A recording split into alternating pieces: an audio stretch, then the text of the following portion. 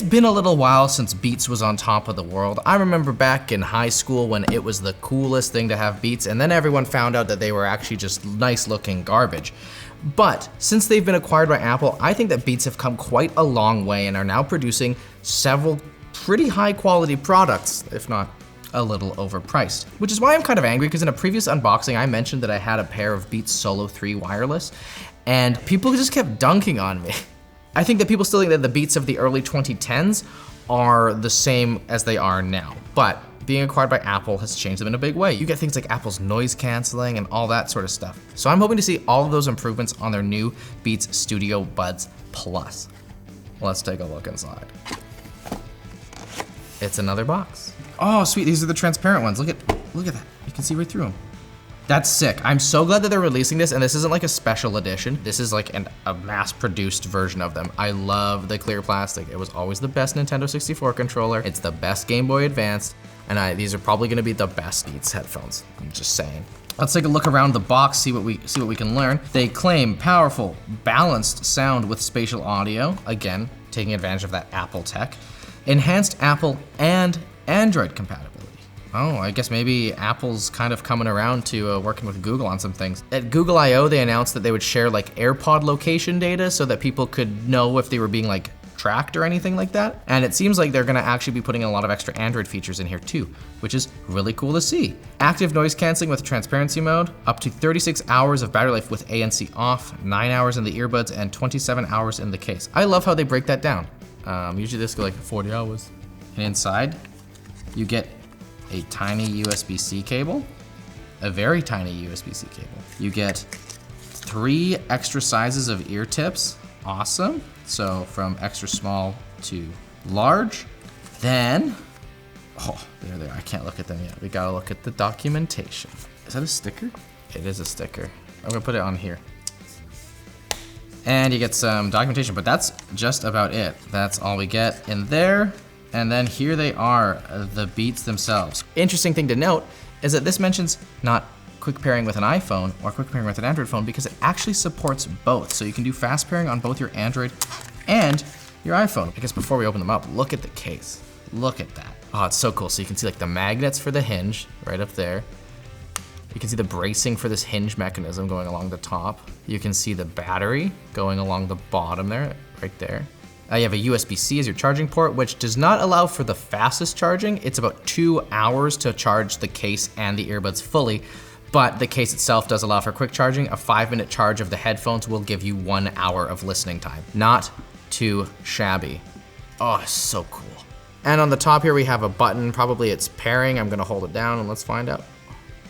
There it is. Let's look at these. Again, like just an insane amount of stuff is crammed into there.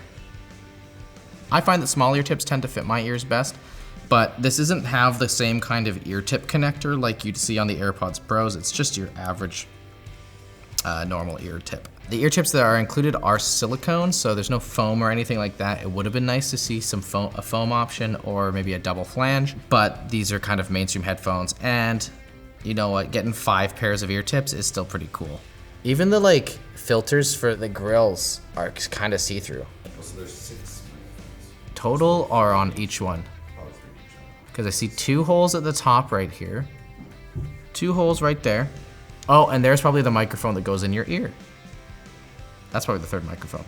So there's a microphone that goes in your ear because these are gonna have hybrid noise canceling systems. So they take the noise from outside as well as the noise inside your ear and use that to factor into a calculation that will cancel out the noise that you're hearing. Speaking of noise canceling, try to cancel out this sick deal from my sponsor, Vessi. Thanks to Vessi for sponsoring today's video. Vessi claims their shoes are 100% waterproof. Their new Stormburst shoes combine the comfort of a sneaker with the grip and coverage of an outdoor boot. Vessi has added extra layering for added warmth as well as extra grip to prevent you from slipping and sliding in unfavorable weather conditions. You won't hydroplane ever again. The Stormbursts are feature-packed and will make a great gift in case May has any leftover April showers in it. Check out Vessi Stormburst and other styles at vessi.com/shortcircuit and use code ShortCircuit for 15% off your entire order. Yeah, potato. No, I don't want to pick it up. No. You're picking all that up. All right, pair. iPhone needs a quick little update, but we can check out how fast pairing works on Android. So apparently we should be able to just do this. Look at that. it even knows. We need a software update, but here on Android, it already identifies them. We can link it. It'll now be linked across all of your Google account devices. So if you have like a tablet or maybe a Chromebook, this will automatically pair in the future with them. We can connect it right now, download the app. Yeah, sure, give me that Beats app. There we go, and we're paired. It's so nice that that's how easy it is. Bluetooth can be so nebulous. While they quote themselves as having enhanced Android support, they don't actually support anything other than AAC as an audio codec, which is a real bummer. I get that aptX would be a little bit weird because they would have to have a Qualcomm chipset, but you know, it would have been nice to maybe get LDAC, but also then again, that's another company that they don't want to work with, Sony. So these are Bluetooth 5.3, which means that in theory, they could support the Bluetooth low energy codec. We haven't seen a significant amount of adoption across devices for that yet, but I'm really hoping that we do because it's supposed to make a pretty huge difference in how much data is required to send a high quality audio signal. It's gonna be a big step up from AAC. One thing that's interesting about these is that they don't take advantage of Apple's H series of chips. The Apple H2 can be found in the AirPods Pro Gen 2s and the H1 in the AirPods and the AirPods Pros Gen 1, but also can be found in the Beats Power Beats Pros, as well as one of their other Pro series of headphones. I guess because this isn't a Pro series of a headphone, they decided to go with their own proprietary chip. All right, let's take a listen. I'm putting them in. They're nice and light. They're actually pretty comfortable. They are very small. Like they're not big headphones, which I appreciate because sometimes big headphones can be really bulky. They stick out a lot. These don't seem to stick out too far. Thoughts? Sammy? Anyways. Sammy? They look great. Thank you.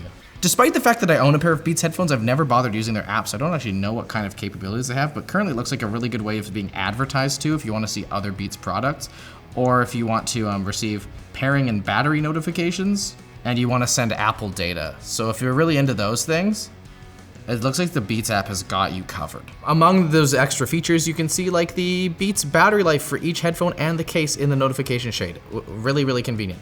Now these are pre-released, like obviously you can see that it doesn't ID the headphones. It's funny that Google's pairing algorithm saw it though.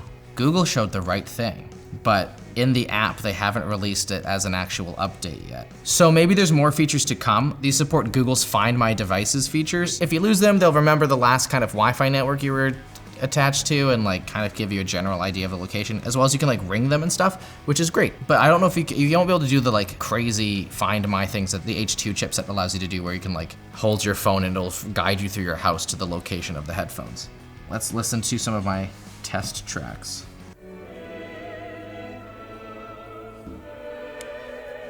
You know, they sound pretty good. They sound pretty dang good. Yeah, there's a little bit of added bass, a little bit of extra oomph, but it's not like tasteless, bloated bass. It's actually like relatively punchy. In Jessie Ware's new track, Pearls, I just heard like another instrument that I had not really noticed. There's like this really cool, funky, low bass kind of synth that's playing underneath the main melodies. This kind of highlighted it for me in a way that really made it like pop, and it was really, really cool. That's kind of the joy of listening to multiple different types of headphones, is that you will hear things in songs that you didn't notice because one headphone just happens to represent that sound in that way. And now I love that song even more because I didn't know how sick that bass riff was. They're not trying to bring up the highs to the point where things become shrill or anything like that. They're pretty good. The ANC seems pretty solid for the room that we're in. Hey Sam, you want to talk to me, or Jake, you want to talk to me? Just like say hello, hi. Out loud. Transparency mode is like, it's the same kind of Apple magic where it just sounds really, really natural. Like it really doesn't feel like I have anything in my ears. I do wish that instead of just doing random beeps and boops, that they gave me actual words that said like A and C on. One press to play pause, two presses to skip, triple press to go back. It doesn't seem like you get any volume. That's a major bummer. I really don't like having to pull up my phone to adjust the volume of my headphones. Okay, now I want to listen to the spatial audio. I'm yet to really hear a convincing spatial audio effect on earbuds. I now have a Dolby Atmos soundbar at home, and it really is a whole different experience having access to actual surround sound speakers. Headphones have never really been able to pull it off, but I want to give it a shot. Whoa! No one can hear what I'm hearing. My issue with spatial audio is that like Dolby Atmos tracks tend to just make things sound boomier and distant and not cohesive like it would in an actual space. And I think that's because surround mixing is still not very commonplace in the music industry, so they're still learning the tricks of it, despite the fact that surround mixing has been around for like forever. But there was a big quadraphonic push, which was like a 4-speaker surround sound system, 2 sets of stereos back in the day. Like there's quadraphonic releases of like Pink Floyd. It's cool, it's different, but it doesn't sound that great. I mean, but that's, again, that's my thought. If you love spatial audio tracks, that's great. Don't let the people tell you what you can and can't listen to. That's why I listen to Beats, okay? Because I see all of you in the comments telling me Beats, they're bad. Shut up. Labs has the truth. Here's our frequency response graph. The dotted line is our target and the green line is the Beats Studio Buds Plus. And as you can see, there's a lift in the bass, especially in the sub bass, that adds that kind of punch that I was talking about, that fun factor that I like Beats for. The only thing that I'd be a little concerned about is the lift up at the 1 to 3 kilohertz region.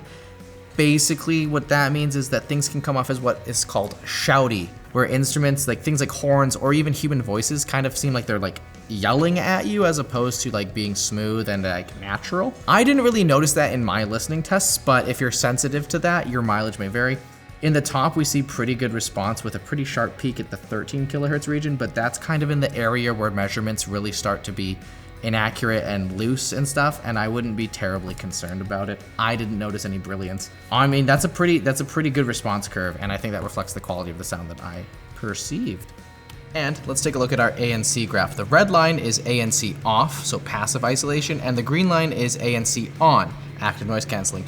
And the amount of noise that it's canceling out is how far below the dotted line it is. And the ANC overall does a decent job cutting out sounds that are below 1000 kilohertz, though it would have been nice to see a little bit of higher performance in the 600 to 1000 kilohertz range. That's where things like a lot of voices kind of exist, so this won't do the best job of silencing your coworkers, but it will still do a good job attenuating low rumbles from like vehicles or airplanes.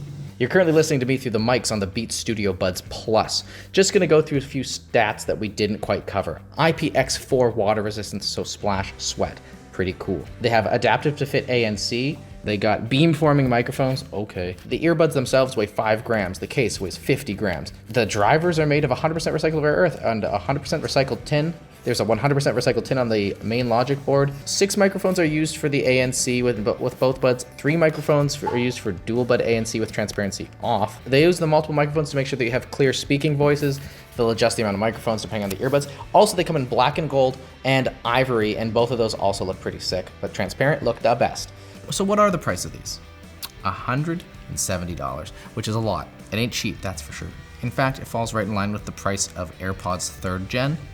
And if you spend $80 more, you get the AirPods Pros. If you want to go with smaller companies, especially Chinese companies like Soundcore or Soundpeats or One More, you might be able to get a better value, but these are really, really solid. I think it's a good price. I think the case is really cool, and honestly, I'd pay a premium for this specific case, but that's just me. I think Beats actually knocked it out of the park. I guess these buds have transparency mode all the time. Wait, what? Sammy, that was perfect.